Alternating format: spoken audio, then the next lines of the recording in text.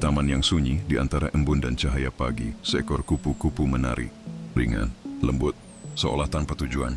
Tapi di balik gerakan sederhana itu, tersembunyi kisah panjang tentang keberanian. Keberanian untuk hancur dan dilahirkan kembali. Kupu-kupu tidak lahir dengan sayap. Ia harus kehilangan segalanya dulu sebelum bisa menyentuh langit. Ini semua tentang kupu-kupu, metamorfosis, kematian, dan kelahiran kembali.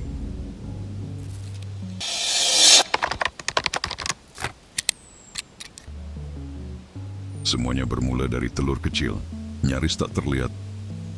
Lalu lahirlah seekor ulat, lemah, rakus, dan tampak tak berarti. Dunia sering memandangnya jijik, tapi alam tahu, ulat sedang menyiapkan keajaiban besar.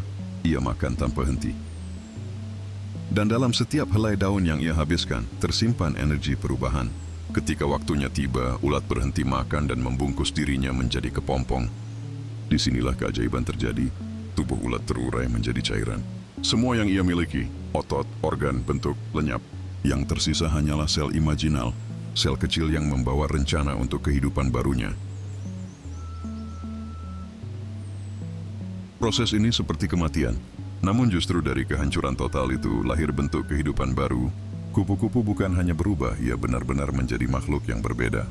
Ia tidak lagi bisa makan daun. Ia tidak lagi merangkap. Ia mencoba terbang.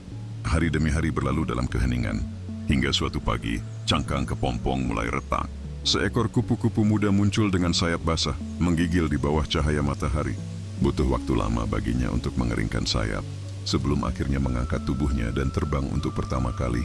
Dalam sains, metamorfosis adalah bentuk tertinggi dari evolusi adaptif. Proses yang memungkinkan satu makhluk menjalani dua kehidupan berbeda dalam satu tubuh. Tapi bagi banyak budaya kuno, kupu-kupu lebih dari sekadar serangga, ia adalah simbol jiwa. Dalam mitologi Yunani, kata psyche berarti jiwa dan juga kupu-kupu. Bagi orang Jepang, kupu-kupu dianggap pembawa roh dan lambang transformasi batin. Ini membuktikan bahwa sejak lama, manusia sudah menyadari di dalam diri kupu-kupu ada refleksi kehidupan manusia sendiri. Kupu-kupu tidak menolak prosesnya dan tidak bersikeras melawan perubahan. Ia hanya mengikuti panggilan alam dan percaya bahwa setiap fase punya waktunya. Kupu-kupu tak bisa melihat sayapnya sendiri, namun dunia bisa melihat betapa indah dirinya. Kupu-kupu bukan hanya keajaiban alam, ia adalah cermin kehidupan manusia. Ia mengingatkan kita bahwa kehilangan bukan akhir, bahwa diam bukan berarti mati, dan bahwa kehancuran kadang adalah awal dari keindahan.